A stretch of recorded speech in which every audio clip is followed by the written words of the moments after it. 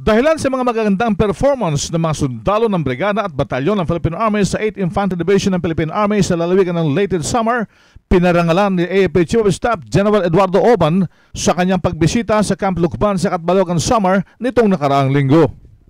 Gusto ko rin ipaabot sa inyo ang aking congratulations at commendation sa lahat ng bumubuo ng 8th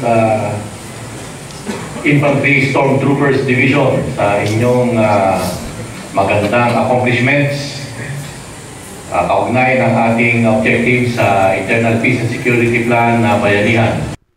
Ang 8th Infantry Division ay nanguna sa highest performance ng mga sundalo sa kabuuan ng kasunduluhan sa buong kapuluan. Ipinaabot ni Oban ang kanyang suporta matapos na makita ang record na nagpapatunay sa kanilang mga operations sa lalawigan.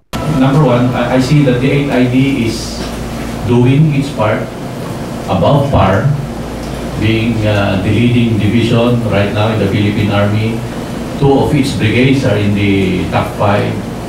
3 of its battalions are in the top 10 pertaining to accomplishments in the Philippine Army. So in short, the leadership is having a very effective presence in the area. So if I will be asked about my comment there, I will just have to cite the unit's accomplishments and the impact of leadership in coming up with these accomplishments.